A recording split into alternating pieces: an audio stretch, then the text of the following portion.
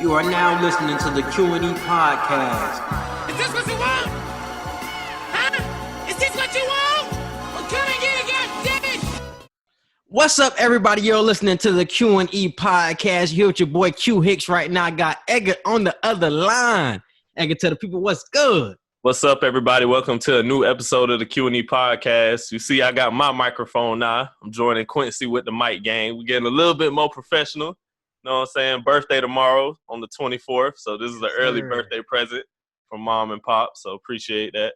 Let's clap it up. 23 years. That's my boy Jordan here. My boy whole Jordan here, man. We made it to 23, bro. And you coming right after on the 30th. Deuce. Definitely, bro. Libra game for sure. Definitely Yes, Libra sir. game in this thing. Definitely Libra game, bro.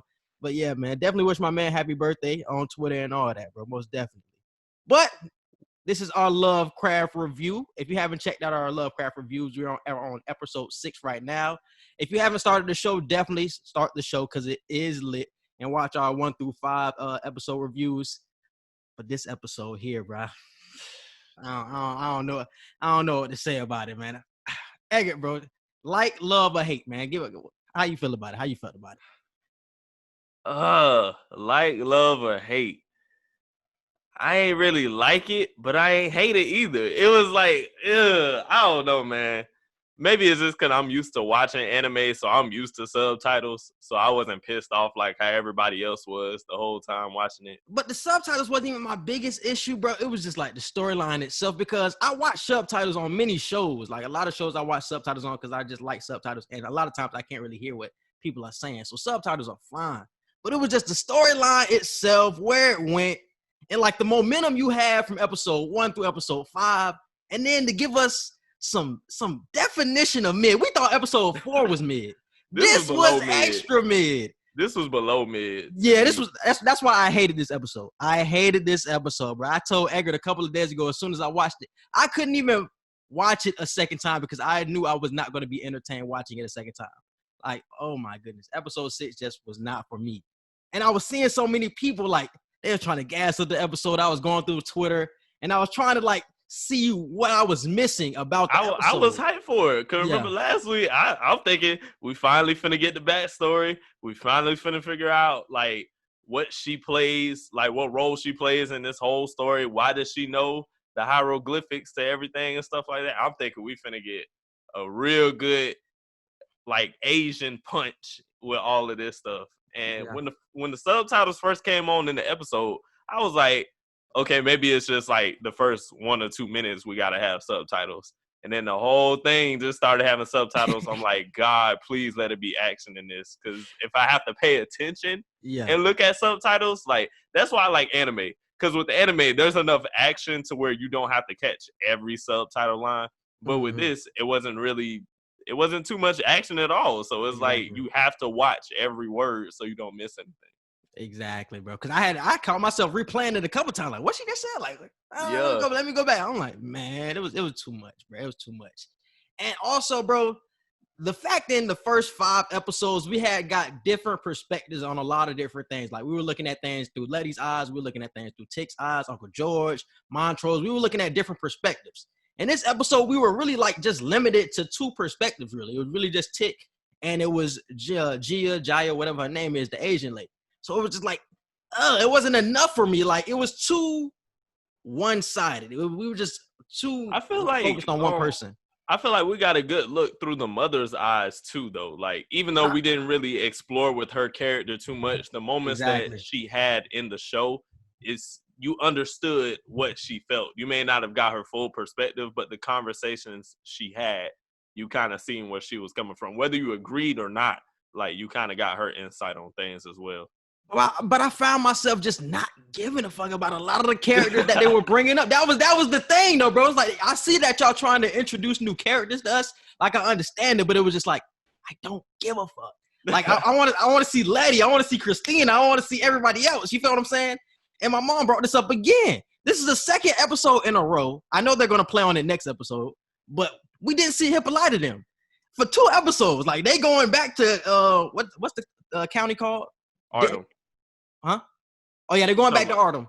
Artem. So they're going back to Artem, and we haven't seen them in 2 episodes. It's like, bro, I want to see that more than I want to see the backstory of Gia, bro. So it's just like, man, I know that we needed to see it. Like you said it before the podcast, we needed this episode to move forward, but it was just like, man, this slowed down the pace of what we was on, though. It did. Because wasn't episode 5 your favorite episode? Yeah, episode 5 is my favorite episode so far. But I feel like they did this on purpose because there's only going to be 10 episodes in this first season. So we're over halfway done now since we just watched episode 6. I feel like episodes 1 through 5, they gave us the momentum that we needed to stay tuned and want to finish the series. And now we're in the second half of season 1. So this episode 6 is kind of like episode 1 to part 2 of season 1, if that makes sense. So even though episode 6 trying to set like, things up, they're just trying to set. Yeah, it's really just setting things up. I feel like that's what episode 6 was. It was like I feel like they sat in the room like we gave them 1 through 5, and it was a hit all the way through. And now episode 6 is kind of meh. But 7, 8, 9, and 10, it's finna pick back up. Especially with episode 8 coming up with the Emmett Till situation and stuff. 8, 9, and 10 definitely gonna snap. So episode I feel like 7 too, because that's when bro, the preview for episode 7 looked crazy. I was like, that's what I'm. I feel like it was just episode 6 was just a knock on the door, in my opinion. Yeah. And I do know a lot of people did want to know Gia's backstory because they referenced her a lot. Episode 1, we got the reference, and obviously episode 5. So we definitely needed to know her story, but it was just like, it just wasn't for me. I would just leave it at that, bro. But we can dive into the plot. We're not gonna dive too deep into the plot like we regularly do. We're gonna like skim over. It wasn't really a lot of hidden messages. A lot of things really self-explanatory. It was really self-explanatory. So we don't really have to dive too deep into the parts this episode. But we start off with the episode with Gia. She dancing in the Judy Garland like theater. She's watching the movie or whatever. And obviously we find out that she's like a monster on the inside. Right. And I was watching an explain video, and it was basically saying that this was like showing like her humanity, on what she wanted to be like. She wanted to be an American. She wanted to live that type of lifestyle, but she couldn't on the inside because she knew what she really was. And it was crazy watching that explain. I was like, damn, I ain't even thinking. I thought she was just liking the film, but I was like, the deeper message of that was kind of crazy, and I rock with that. And then we find out where we at. So the episode is called Meet Me in Daegu. We are in Daegu, South Korea in 1949. I want to say this was like in the time of the Korean War. The Americans came in and tried to cause war or whatever. And now we get to her mom. And what's her mom's name again? I couldn't find her mom's name, but she called her Uma or Amma. Like that's a Korean way to just say mother. So they said her name in the actual show, but I couldn't find it on the cast list. Yeah. And we start to find out more of Gia and her mother's relationship, and it's really like tenuous. It was like she wanted Gia to find a man, but you really didn't know why she wanted her to find a man. It was like kind of weird. So how do you feel about that first scene that was set up when they was outside eating or whatever?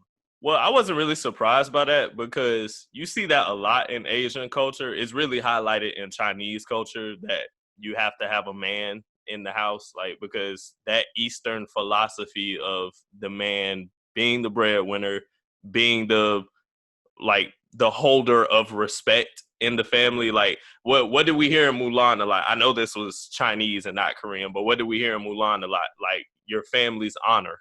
Like she wasn't, you can't like make your father feel or make others feel like your father isn't holding the honor in your family. That's not your job.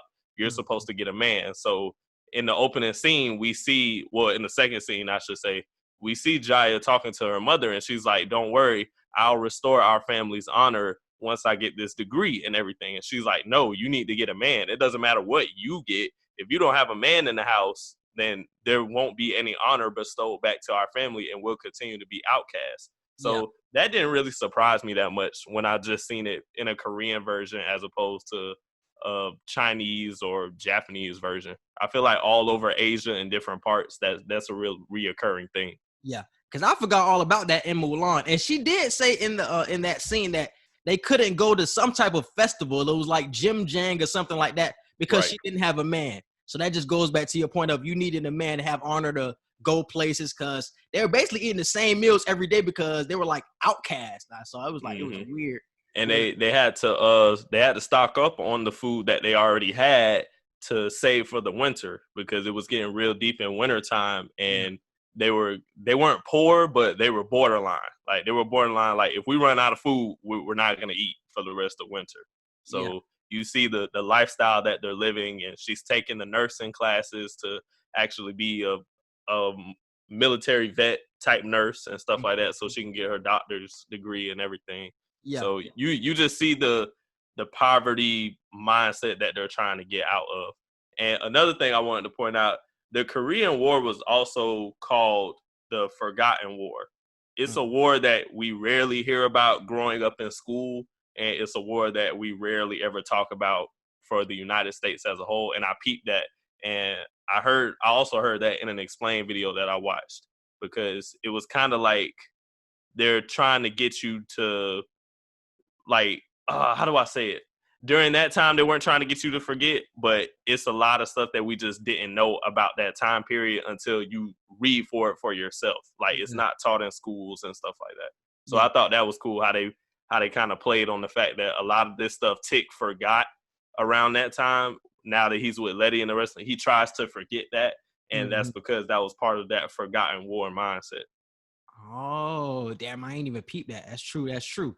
And just going back to your point of having a man to hold honor in the family, the mother, she let Gia as a kid get raped just to stay with her father was raping Gia, and the mother stayed with her just because of that reason of honor. So she was watching Gia get raped for all these years just so she can stay with her man just for that honor aspect. And we find that out later in the episode. It's just playing back to your point. So I just wanted to bring that up as well. As soon as I heard that, I was like, this is Medea's big happy family all over. It's just in Asia, and it's less characters. That's true, bro. That's crazy, though. But now we get to the speed dating scene. So we see that she's trying to give off her American values. She's starting to recite some of the Judy Garland lines. And a lot of people in the Chinese folk just wasn't rocking with her. Like, they was Korean. Huh? Korean. You said Chinese. Korean, my fault. Yeah. So we was mixing those two a lot, so I understand. Yeah. Yeah, bro. So they really wasn't rocking with her though, man. It was like X and him. Like I remember like that one partner she was having a good conversation with. They watched like the same American movies, and they just wasn't vibing. And it was just like, what's good with her for real? It was like, is it something internally that's wrong with her? Like, I couldn't see it for myself, but her friend was getting all the dudes though. I feel like what was her name? Yoon Ja. She was the real popular nurse out of all of them because she was the one who could almost get any man she wanted. And I think Jaya seen that, and she was trying to take tips from her in the hospital scene when they were all gathering around her, asking her, how do you do it? Like, how does this guy want you and this guy and everything? So Jaya was just trying to do what Yoon Ja does, and it wasn't working. So that's when she started talking about Judy Garland and everything. And the one dude that actually was vibing with her, he still, like you said, he still was like, nah, we click and we got a lot of the same interests, but no. But I peeped something. In an explained video that I watched, it was saying how most male fans of Judy Garland back in that time either had homosexual tendencies or were completely homosexual. You didn't really meet too many straight men who liked Judy Garland or watched any of her stuff.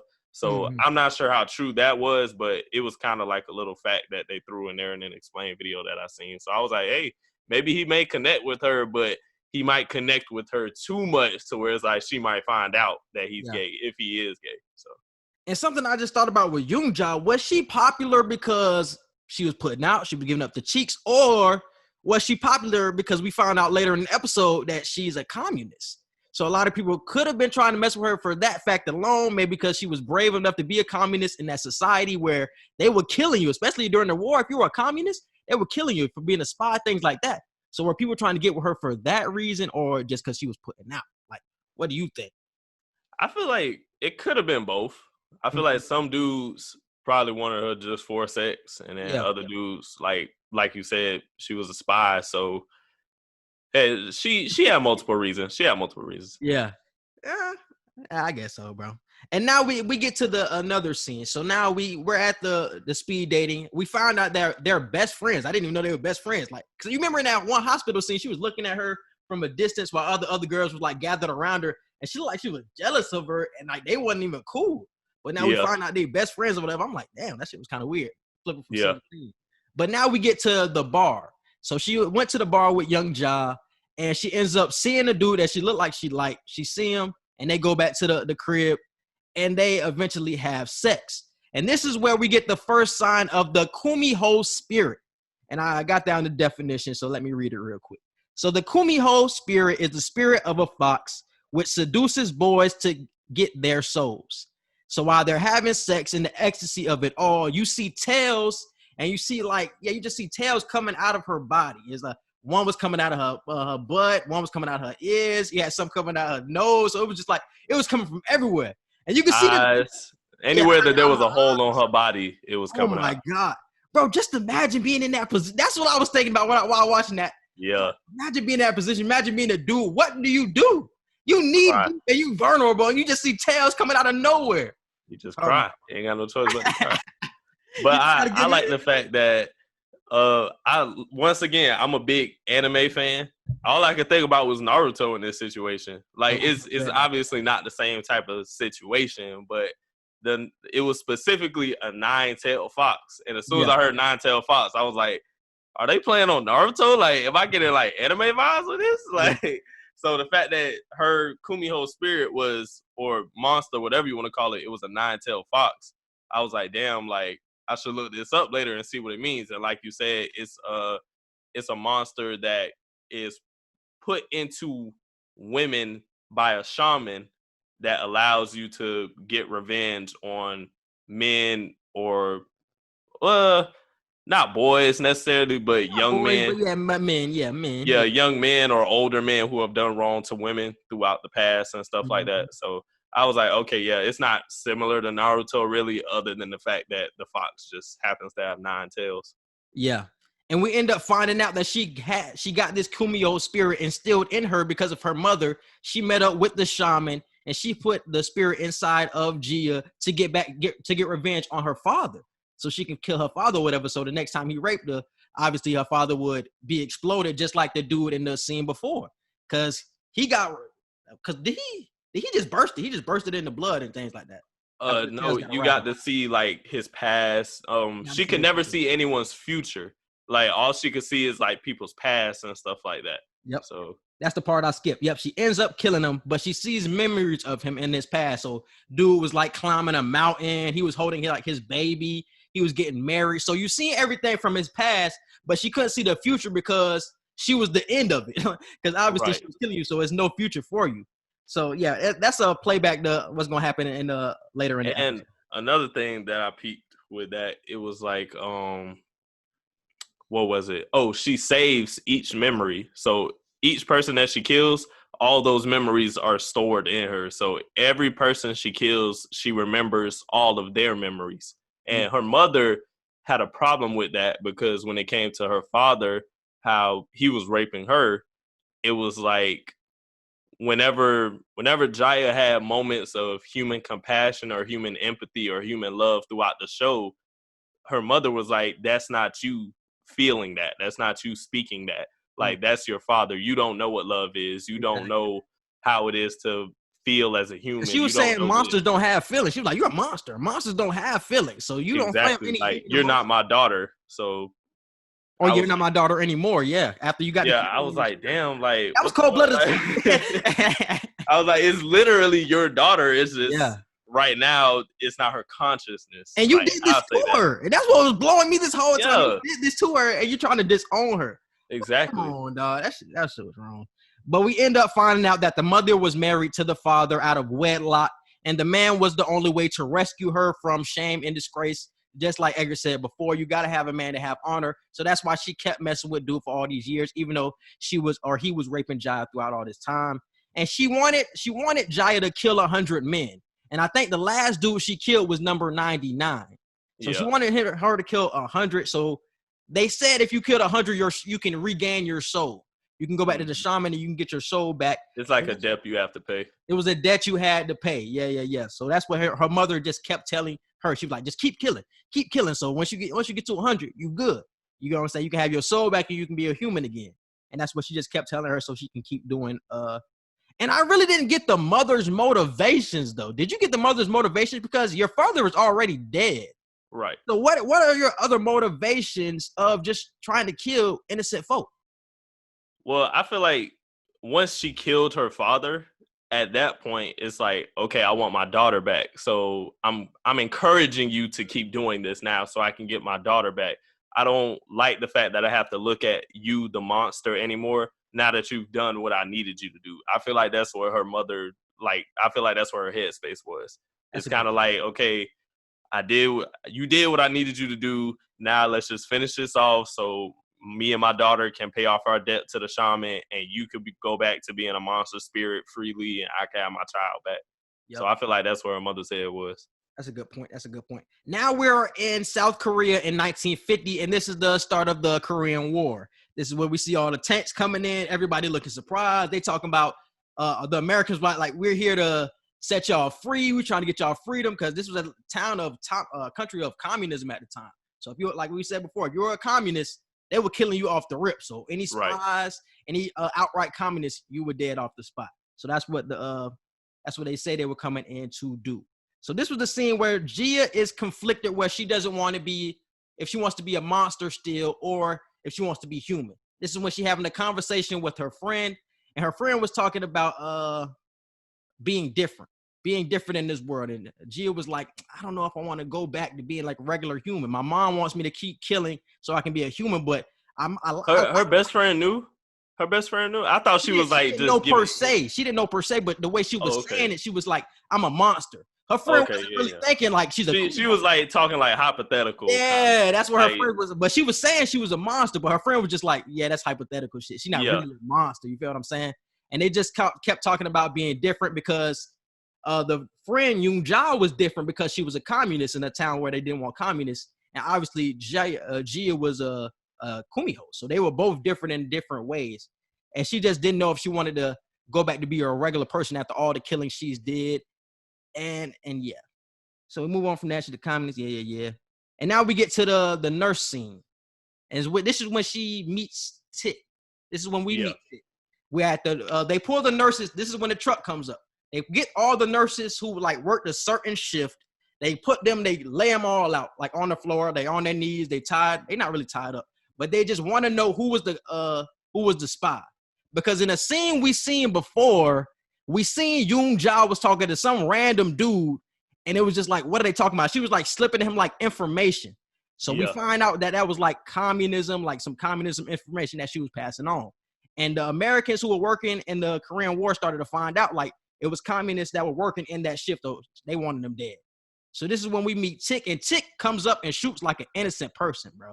So how did you feel about that whole scene, like in general though? Because that probably was this my favorite scene? This probably was my favorite scene of the whole show. I like the way it was set up. I would say this is my favorite part of the episode. Oh, of the episode, yeah. Oh, not of the show. Hell no. I was about to say the show. I was like, definitely not the best part of the show. I was like, of the episode, yeah, like that was. I like the way it was set up, the way they just laid everybody out, and it showed you how ruthless America can be, because we don't see that side. We're not in the war. We're not overseas seeing what they're doing. So we see how ruthless they can be to get their information. And they're shooting innocent people, and they don't have nothing to go off of. They're just shooting you off of assumptions at this point. So I like the way they showed that. I wasn't really surprised by that. I wasn't surprised, but I like the way they displayed it though. Yeah, because once I seen them get all of the nurses on the ground, and they told them, look, we know it's a spy, and we've narrowed it down to it came from somebody in this shift. So one of y'all are gonna talk. And he was like, I know y'all speak English. Y'all speak English good enough to know what I'm saying and how to answer my question right now. So the fact that nobody was talking in my head before the first nurse even got shot, I was like, somebody gonna get shot. Like just off of GP. Like somebody gonna get shot. Because you got to prove a point. Like I was like, that's a military tactic off rip, or just survival of the fittest mode tactic of I'm gonna kill one of you just so I know for a fact somebody gonna talk eventually. Because if you don't kill anybody, none of them gonna talk. Like he ain't for like real. we don't think you gonna do it for real. All right, pop one of y'all down, and it's only like 7 more of y'all, so we finna get this answer. Hey, I'm pretty sure they would have, because they was about to kill Gia. Didn't Tick have a gun to her head? So they was Tick about to had kill a gun to her head. Yeah, and that's when the old girl Yoon Ja finally admitted. She was like, "Nah, I'm the spy or whatever." And they ended up shooting her ass. No, they didn't shoot her. Right. They took her away. But we knew they was gonna kill her though. Yeah, we knew they was gonna kill her, but they took her away, and that's when we see Gia on the ground. She crying because she already know what's about to go down. She already know she dead at the end of the day. But it was that one moment when Tick had the gun pointed at Gia's head, and they made eye contact for like half a second. But Tick didn't know her at all, so even though they made that intense eye contact, he was still gonna shoot her. But that's when Yoon Ja had leaned over. It was like, "No, it's me. I'm the spy," and it just knocked her out and took her back. I was like, "Yep, she gone. We ain't gonna see her no more." Yeah, bro. Yeah.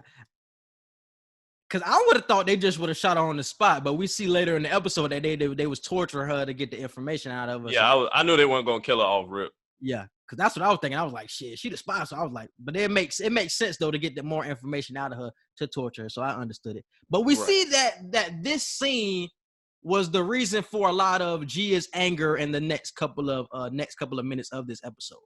Obviously, she had a gun pointed to her head by Tick. She already know that they about to kill her best friend. So now she's distraught. She's still working in the hospital. And the people that were about to kill her best friend, she has to treat in the hospital, obviously, bro. So now she's feeling away.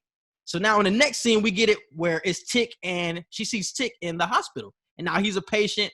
What was wrong with Tick? I don't forget what the actual. All the soldiers were like fucked up, really. It looked like their platoon got invaded or something like that, and they all had real life-threatening injuries for the most part. Most of them. It was something with his leg. I think it was something wrong with Tick's leg or something because he had a crutch. His foot was probably sprained or broken or something like that. He had burn marks all over him. Everybody had burn marks over them for the most part. Yeah. So Gia sees Tick and she's obviously mad. She was vowing to kill this man. In her head, she was like, "I'm going to kill this man for what he did." And we even seen that one little cut scene or whatever. And she walked outside and there was like blood on her hands. You was like, "Whoa, did she really do it?" type shit. And then I knew why the blood was on her hand. I feel like that was just from her treating everybody and the blood on her hands plus the anger of her looking at Tick. I feel like that's why she walked outside, because I feel like that was a symbol of her wanting to do it even more. It's like, it was a daydream type thing. It was a daydream. That's what she wanted to do. And as the watcher, you was like, what's going on? Like, obviously we know you didn't kill Tick because obviously he's in the episode. So we know you didn't kill Tick. So who are you killing with these bloody hands? You feel what I'm saying? But obviously it was just a daydream. But she walks over to Tick wanting to harm Tick. And Tick looked like he was reading a book. It was the Count of Monte Cristo. We ended up finding out it was the Count of Monte Cristo. And he wanted her to read the book to him because he couldn't read without his glasses. His glasses were broke or whatever, so he couldn't even see. And then they start having a conversation about the Count of Monte Cristo. She says that she already seen the movie. She thought that she already knew what was going to happen in the book, but then they ended up finding out that the book and the movie was different. And they start to have a little dialogue with that conversation and things like that. And I didn't know that was some information that they surprised me with. I didn't know the dude who wrote the Count of Monte Cristo was black. Yeah, I didn't know that. I didn't know that. Like Alexander Dumas, I didn't even pick up on the name, so I haven't even looked up the author or nothing. But they say he was black and that he was writing it about being oppressed in America, just black oppression in general. That's what like the book is like. The theme of the book is like oppression and things like that. Right. So that's what they was touching on as well. So I was like, damn, I ain't even peep that. I ain't even do too much research. So I like that. So they started to just begin. Did they begin a relationship? Like I said, it was more just dialogue. It was just, It's kind of like that was his way of extending some type of friendship to her. Yeah. Like you've helped take care of me, and I feel like the best thing I can do for that is to help increase your knowledge. Like you thought you knew what was going on in the book when I asked you to read it to me, and now that you don't, I feel like sharing this knowledge with you is some type of way of saying I'm sorry. So. And do you think he knew that she was the person that he was about to shoot? Did you think that ran through his mind?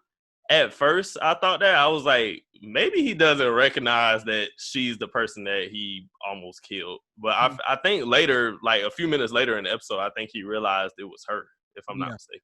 Yeah. Or she might have told him. I think she told him like a few scenes later. Did she not? She was like, "You killed my best friend" or some shit like that. No, it was the fact that she was talking about her best friend like later on in the episode, and he was like, "Well, I'm gonna have to meet this best friend one day," and she just looking at him like that. That's what it was. That's why I feel like he doesn't remember like who she actually was, because it's like, you killed my best friend like right in front of me. So I was like, damn. And she didn't even say nothing. She just looked at him like, yeah, you'll meet her one day. Yeah. In heaven, bitch. Real is what she was thinking. Or in hell, whatever it was, man. That's what she was thinking, bro. For real. But yeah, now we get to the scene where this was another good scene to me as well. It's when it was Gia and they were talking. She was talking to the war buddy and Tick. It was Tick and his Asian war buddy or whatever. She was basically asking them about America and things like that. And the Korean dude, or I think he was just like regular Chinese or whatever. He was just Asian. I don't know what kind of Asian. Yeah, he was just Asian, but he was like, he didn't feel comfortable in America when he was fighting for the Americans. He didn't feel comfortable there because they were calling him a spy or whatever. And he didn't feel like he was at home in Korea as well because he wasn't Korean. So he really had no home. And he was saying how he didn't really want to be in the war. He got drafted. He didn't really want to be there. And we get over the Tick story. And Tick wanted to be there. He volunteered for the war, and he got in because of Montrose, and we already know that backstory. But the question I wanted to ask you, bro, or what I wanted to bring up is the fact of she saying, damn, what did she say? Bro? She was asking if they knew Judy Garland and all of that stuff. No. Damn, I got it in my notes. Hold on, bro. She asked him, why are you fighting for a country that doesn't love you? That's what I was asking. And we hear that a lot nowadays, especially when I got a lot of friends in the military. I don't ask them these questions because I know they really doing it for like their own personal, situations or whatever. Right. But that's something that we really need to be asking a lot of the people that are going into the military. Why are you fighting for a country that doesn't love you, especially the black folks? So when she brought up that question, I was like, damn, that's real. And they really had no answer for it, bro. So what was your reaction to that scene? Well, my reaction to that scene, it was like, they're in a time where 90% of you are drafted. Like, Tick was a very rare case, like, especially being black. Yeah, they were going to find a way to draft every black person if possible. But Tick was just one of the rare few who volunteered instead of actually getting drafted. Hell, my dad even got drafted when he went to the military. Yeah. And that was like a whole 20 years later when he got drafted to go. So that's a serious process, bro. Getting drafted? Yeah, and I was just like, I mean, at that point, you can't really ask that question of how can you fight for a country that doesn't love you, because it's like you have no choice for the most part, unless you're Tick, like I said, in that rare case where you did have a choice.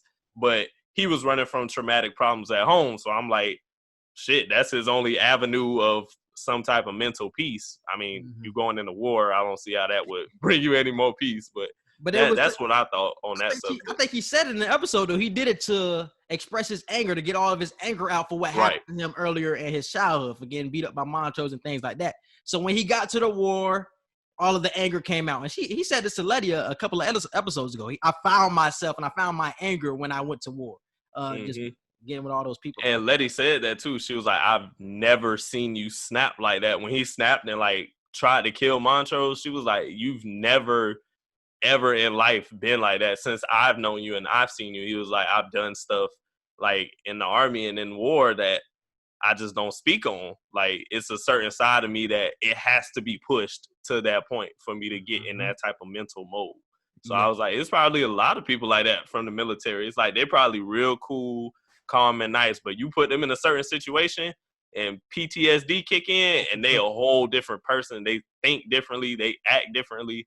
So I was like, I'm not surprised by that at all. It's funny, bro, because when I think of PTSD, I always think of that Drake and Josh episode, bro. You remember that Drake and Josh episode when I think their grandfather was a war or whatever, and he was like, every time he woke up, he was thinking he was back in the war, and that's real. Like, we was laughing at those jokes, but that's some real shit that really goes on. Like, exactly. People wake up, they have dreams, cold sweats, a lot of shit like that. because they just have those flashbacks of those times being in the trenches and things like that, bro. So it's crazy, bro. That's why I'm like, being drafted to be in that type of situation, I can't even believe. And my dad never used to ask me this when I was in high school. He didn't start asking me this till I was like in my second year of college. He was like, you ever thought about going to the military and stuff like that? He was like, if you go now, you've already been in college, so you'll be at a higher ranking. Like as soon as you go in and stuff, he was like, you get to travel, like you see the benefits that me and your mama get and stuff like that. I was just like, Dad, I can't do it. Like, no. Like, he was like, if you try to do it, like, trust me, you'll get groomed to do it. I was like, no, I know me. Like, that's not for me. That's just some people just know what is and what is not for them, and the military is just not for me. And he'd be like, well, I got to do this and that, blah, blah, blah. You were drafted. Like, you had no choice. So if he had the decision, would he have went? Yeah, I mean, he's going to say yeah now because he's already lived through it and he's done it. He's experienced the things he's experienced. So, of course, now he'll be like, yeah. But if I go back in time to when he was like 18, 19, and I went back in time and asked him, hey, if you didn't have to go, would you go? I'm 99% sure he would have said, no, I ain't going. Yeah.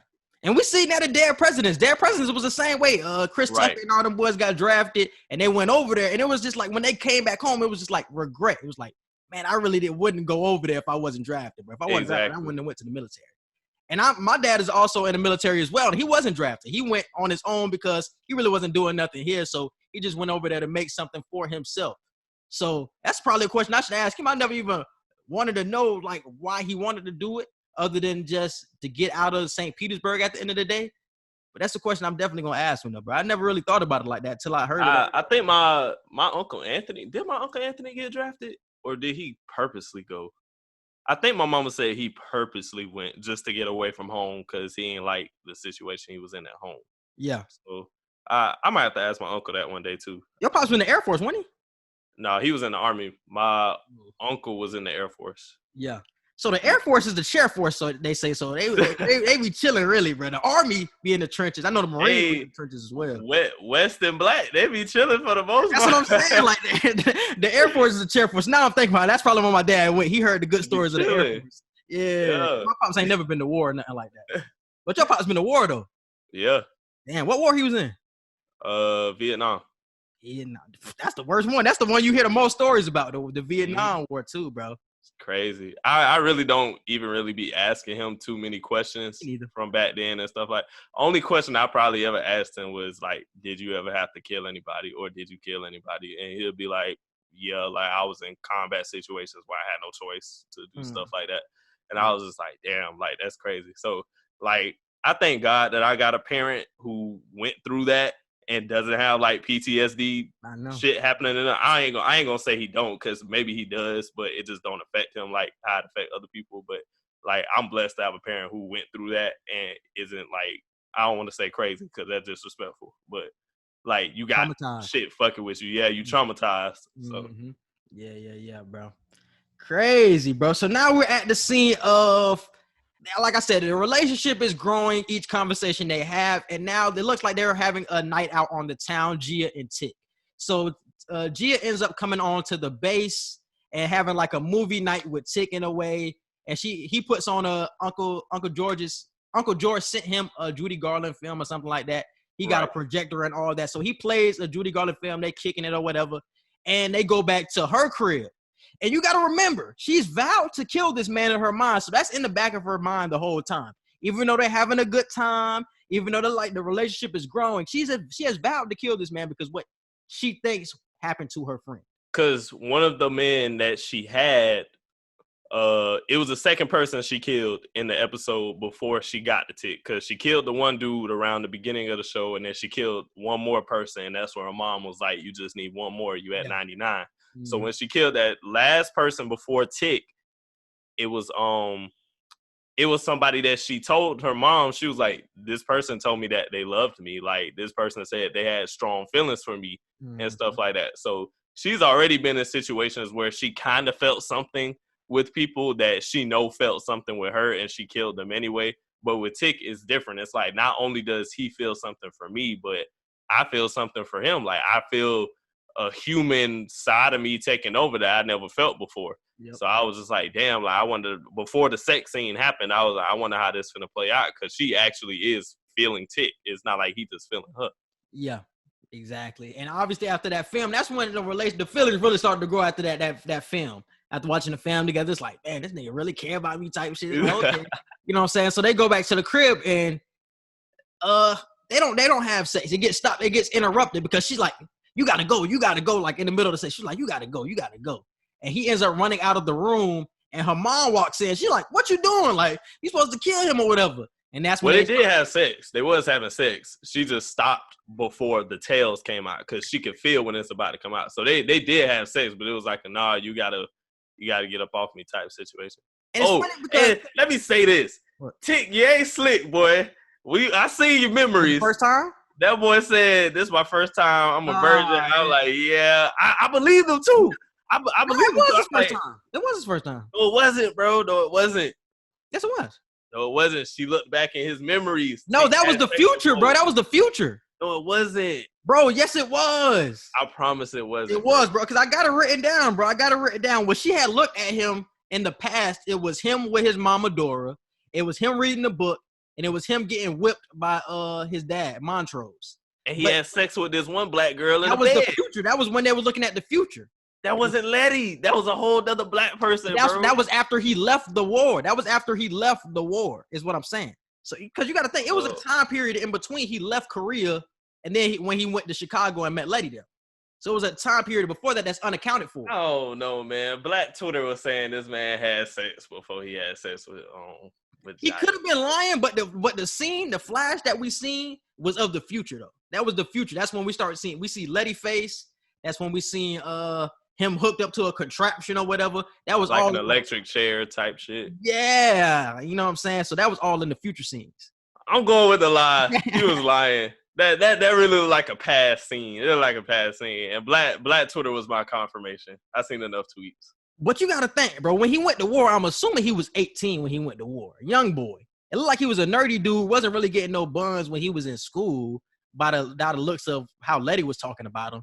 So I'm like, if he went to war right after he left Chicago, when do you have time for chicks? Like, you ain't talking to nobody really when you. But that's what I'm saying. I feel like that sex scene that they showed, I feel like that was literally right before not right before, but you know, at least a year or two before he met Jaya. I feel like that's what that was. Nah, my boy, I got it written down though. I got it Tick written lying. down. I don't care. I got Tick it written lying. down though. I got them all in order, Tick, but yeah. Tick ain't no virgin. He lying. That's my theory. He lying. No, because he was done in like 2 seconds. Nah, that nigga was a virgin. That nigga was done. Nah, he was done in 30 seconds. That makes sense. That don't mean nothing. You ain't got to be a virgin to be done in 30 seconds. I mean, if he had some experience, my nigga, he would definitely give her a minute, man. 2 pump chump, man. Maybe it might have been that good that you finished in under a minute. Is her pussy dry if he had a tail coming out of it? Don't make me answer this question. Don't make me answer that question. I don't know the answer. Don't make me answer that. It's an interesting question. If she got tails coming out of her body, is the pussy dry? Are you coming into something? I don't want to think about it. The Montrose scene all over again. Let's just not revisit. No. See, you brought up that scene for no reason. No reason to bring up that scene at all, buddy. No spit was involved here. All right, bro. So what's the next scene? Okay. So I wrote that down. I put down Tick first time. They're about to have sex so she could kill him, but now Gia started to develop feelings, and the mother was not happy. She was mad. And that's when we start having the conversation. She starts to give more background on why she became a kumiho in the first place. About her, she started talking about her father, why, and she starts asking her mother, like, why were you watching while I was getting raped this whole time? And it was just like, her mother really couldn't have any response to that. It was just like, I had to do what I had to do to stay with this man. It was like, he really had no excuse for it. So it was a real and there was a scene, I think it was that moment where she was singing an old song that her mother recognized, and her mom was like, oh, wait, maybe you are my daughter. Like, maybe a piece of you is still in there. It's not fully just the kumiho, because I remember singing that song to you, and we used to sing that song together. And she looked at her, and she was like, no, see, this is how I know that I'm really feeling what I'm feeling, because the song I was just singing was the song that her father used to sing to her when he was raping her and stuff like that. So I was like, damn, like, it's creep. It is. Yeah, I was like, it's a lot of creep shit going on. This is real. This is a real Asian Tyler Perry film. I thought she said she used to sing it. I thought Gia used to sing it while she was getting raped. I was about to say one of them used to sing it. I don't know if it was the dad or if it was G or Jai, however you say it. Yeah, man. Yeah, that's an awkward situation though. But now we get out on the aftermath of that. Everything is like kind of awkward. It was just like, obviously you just had that situation. Y'all thought y'all had feelings, but then you telling him to run out. And Tick really doesn't have a reason why he was kicked out in the first place. So now they meet up on the base, the army base or whatever, military base, and they just have a conversation. And they really started to become real vulnerable in a way. They start telling each other they're really monsters. Tick was saying like this war has torn them apart. And she said something. What did she say? I think that's when she said, you killed my best friend. That's when she said that. Yep. Yeah. That's when she said, you killed my best friend. And then it's like they just start crying together. They hug or whatever. So it looks like she was starting to move past it because she realizes that the war has torn Tick up. That's really not who Tick is on the inside. Tick is really a good dude. You see everything that he's been trying to do for you to court you or whatever. You seeing that he really a good dude on the inside. But it's just the war. And even Tick said, he was like, it's orders. It's like, ain't nothing I can do. But it's just like, nah, Tick, you wanted to kill that girl. No, like it was just orders, Tick. Not like it was just orders. It low-key is like, because you got to think, in Tick's shoes, not only is it just orders, but you black in the military and you got to follow orders. So and it's this whole communist thing going on with spies and whatnot. So if you refuse to kill a communist spy, and you black on top of that in the military and you not following orders, that's like 3 strikes right there. So Tick was probably at risk of getting killed too if he just ever said no to an order that he had to do. So that's why I'm like, hey, you can't be mad. Like orders are orders. That's facts. All right, bro. Like Edgar just said, we got past that scene. Then they make love, and Gia tells her mom that she can't kill Tick because she actually feels a way about him, so she can't kill him. Gia takes to her place where he tells her that. Okay, yes. Also, Tick told Gia that she made him feel like everything that he's done was really wiped away. All the remorse really goes away every time they're together. That's also why they always kicked it and things like that, and that's why he liked being with her. All right. Next scene. Mother has been lying to her all these years about not being able to catch feelings. Because she wasn't human, when really she still had human emotions, and she's seen that when it came to Tick, that she still can feel love on the inside. Right. But she really didn't know what love was, though. So I can understand where her mom was coming from with that.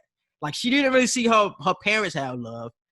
And in Korea, I'm pretty sure they really didn't see love a lot because they're not really public, affectionate people over there. It's really everything is kept on the inside. So I can understand where her mom was coming from. Obviously, it was a lie at the end of the day. And she was saying the only love that you've experienced is the rape that you were given. And that's not real love. Like, your father, he loved you, but he didn't correctly love you. So I was like, damn, like, that's why I said, like, we kind of seen it through the mother's point of view, too. Mm-hmm. It was very rare throughout the episode, but you heard her few anecdotes. Yeah, that's true. And now we get Tick and Gia. They meet up again, and Gia starts to tell Tick of the story of the kumiho and things like that. She tells them what's the definition of it, about the tales of getting the souls and things like that. They make love, and during the ecstasy of the love, the tails start to come out of her body. So the tails coming out of her butt, like we said before, her ears. And it looked crazy. It looked like a worm is coming. It don't even look like a tail. It don't look like a tail. That's the part that was making me mad. I'm thinking she got worms coming out of her. They're tails. I'm like, these are not tails.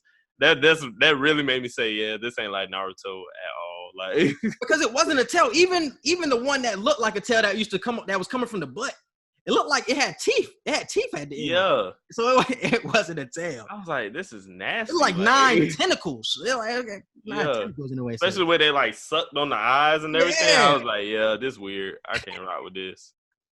That's why I kept telling you, like, how do you feel as a man in that situation? If I'm Tick, I'm thinking I'm dead. If them things get on my eyes, I'm thinking I'm dead. Yeah, I'm just crying. Like, you ain't got. That's the only option. You cry. Just cry. That's crazy, bro. You might be dead at the end, but it'll be over. Yeah. Yeah, it'll be over. You dead. Like, I'm surprised Tick got out of that situation. Real deal. I'm surprised he got out of that situation, bro. For real. But like I said, she didn't want this to happen, but she just got caught up in the sex and making love and all that it just came out real naturally. Like, and that's when we see like the past and the future of Tick with the kumiho spirit. That's when we see, I got it written down. We see Tick's past life. We see Tick with Dora. We see Tick reading a book. He's being whipped by his dad. And he was torturing Yoon Ja. That's what we've seen in the past. Hey, that scene of Montrose whipping Tick, I was like, they picked the most basic type of whipping that he could have got. I'm thinking this boy was just getting beat around the house. I'm like, what the hell? I was like, this man getting an ordinary spanking. That's what I'm saying. His pants wasn't even down. This nigga didn't even get a real spanking. He got all this trauma from ordinary spankings. I'm thinking this man real deal getting slapped around the house, like kicked, punched by his daddy. Nah, just bend over on my knee and get this 15-second whooping. Yeah, that's what I'm saying. Your pants were still on. I couldn't respect it. I couldn't respect that at all. You can't respect it. All right, bro. Now we get to the part of the future. The future. This is what I was telling you too. We get a second series of it, and usually Gia doesn't get a second series of flashes or flashbacks. She usually just sees the past. She kills him, and then she moves on. But with Tick, she's seen the future, and in the future, she had him with the bed with the unknown girl. Had him going to the bus to Chicago. That's why in the first episode, she was like, don't go home. Like in the flashback, I seen you went home. Yeah. And that's why I seen you in the contraption. He also got baptized. And we haven't seen that yet. Letty, he met Letty. And also Tick was hooked up to some sort of contraption. He was like electric chair type shit. Yeah, electric chair type shit. He was slobbering from the mouth. So we don't know what any of that has to do with it. But we realized that's the playback from the last episode when she said Tick was going to die. We seen the word DIE, and I thought it could have been initials, but it looked like it really was the word die.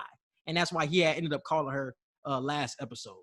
So, yeah. I feel like the DIE still has deeper meaning to it that we just... It probably does. It probably does. Knowing Jordan Peele, them. It probably does still have more appeal. So how do you feel about the future? How do you feel like it will play out, bro? Do you feel like there will be like a multiverse?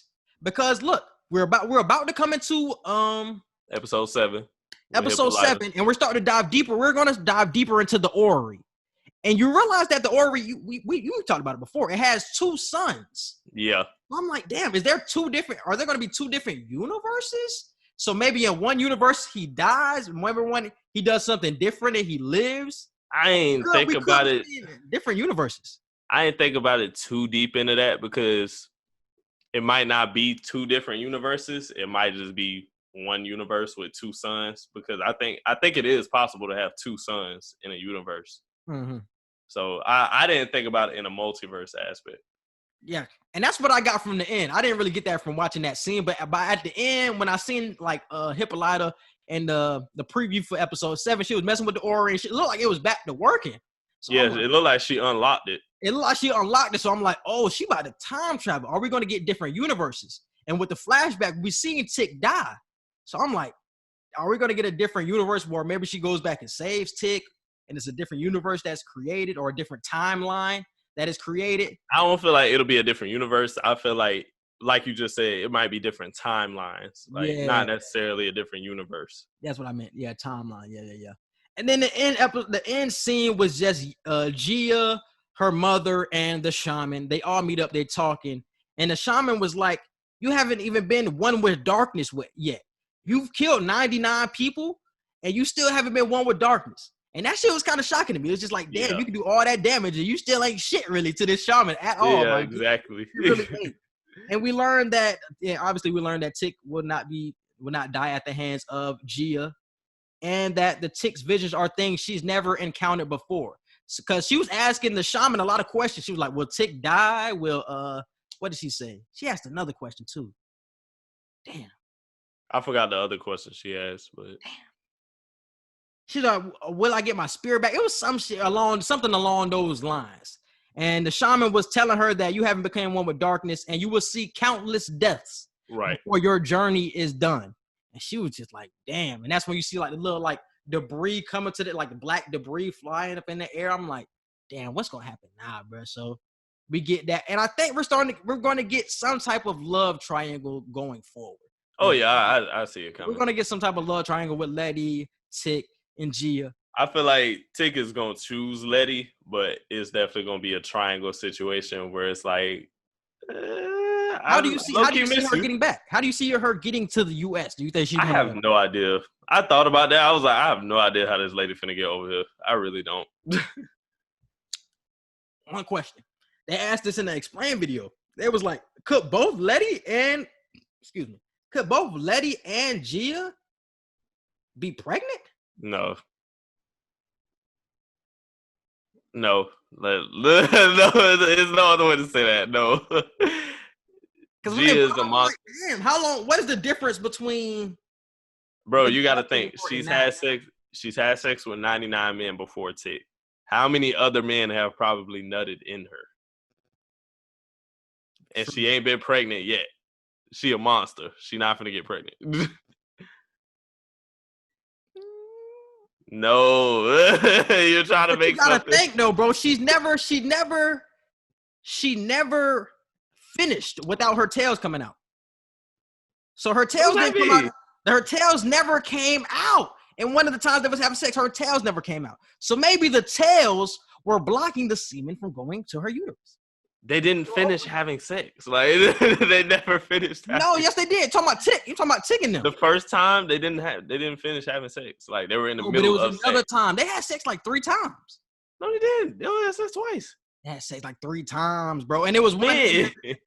They did. It was the first time where her mom came in and interrupted. It was the second time where he finished. Oh, yeah. And then it was the third time, and that's when we get the tails actually came out. The second time, the tails didn't come out. So I'm like, if the tails, because like you said, did the other people even finish nutting in her with the tails coming out? Did they even finish? Good question. So we're not gonna have 2 pregnant people. Only pregnant person I see is Letty. Plus, like I said, Gia is a monster. Like, I don't think it's gonna happen. No, that's way too much. That's way too much. No. That is looking at it. It is a little too much. And also, like I said, how is she gonna get there? Is there an underground tunnel that connects to Korea? Just like we seen with the museum being in Boston and it connecting to Letty's house. Could there be a pathway from Korea to Letty's house or something connected with the Winthrop house? Possible, but we didn't get any hints of that at all whatsoever. We didn't get any hints of any prior episodes to this, so I would just say no to that right now. I mean, I wouldn't be surprised based on how the show been going, but they didn't give us any glimpses of any previous episodes. They didn't give any hints of what's to come in the next episode. It's like this episode was strictly all on its own. There was no connection to anything else, really. Yeah. So I want to know how they're going to incorporate her in future episodes. I know she's still going to be incorporated with this episode. I want to know how they're going to incorporate her, though. But what are your predictions for episode 7? That was the end of episode 6. Episode 7, I predict Hippolyta will find out, obviously, what happened to Uncle George. I feel like, what else? It looked like a lot of shit was going on in episode 7. Yeah, it was. A lot of shit. I feel like she'll find out more about herself as well because I feel like that's what she was doing. It was kind of like a time traveling self-discovery type thing. Yeah. And what else? I feel like we'll see Gia again in episode 7. Again? Yeah, so that's what I see happen. We're gonna see her again. Hippolyta's gonna have a self-realization moment on who she is, and she's also gonna find out about Uncle George. Yeah, I agree with all that. And we're gonna dive deeper into the orrery and how it works and things like that. Because like I said, episode 8, I still predict that they're gonna, like, Emmett Till dies or he's gonna be incorporated with that orrery and with time travel. So that's in episode 8. So episode 7 has to give us the information on how the time machine works. Because I want to give a 4th one too. I feel like by the end of episode 7, like probably around the final 2-3 minutes of the episode, I feel like Christina will get her hands on it. Ooh. Okay. I can see that. I would predict that to happen after the Emmett Till thing. I'll predict that. So I would predict that in episode 9 that happens. But I do see that happening though. Christina definitely gonna get her hands on that thing somehow. I know she's going to be incorporated as well. But yeah, everything you said is true. And it looked like I seen Hippolyta in some type of Viking or like war outfit, like some gladiator type shit. Yeah, gladiator gear. So I guess that's just self-realization at the end of the day too. So yeah, it looks interesting. It's definitely going to be surrounding her though. She went on a bunch of different like time trips, so she probably gonna find herself in each of those type of situations. Yep. So I'm definitely excited for that. Let's get the rankings of the week, bro. Let's get the rankings of the week. What's your ranking it? What's your ranking looking like? 5, 3, 1, 2, 4, 6. And mine are episode 1, episode 5, episode 3, episode 2, episode 4, episode 6 was my least favorite. But yeah. Anything else before we get out of here? Nah, as far as this show, nope. I'm about to start Watchmen this week. I'll probably start it on Saturday. So I got to start Watchmen. And, it's another show that I want to start. It's on Netflix. It's called Ratched or Ratchet or something like that. Oh, my God. Ratchet. I started watching episode 1. I watched the previews look crazy. Yeah. I watched episode 1. I was like, this is about to be lit. So yeah, I'm on episode 2 right now with Ratchet. I'm going to start that. And it's another show, I think, too. Oh, I want to start Euphoria. I really want to start Euphoria. I heard Euphoria is really good. Oh, yeah, I already watched it.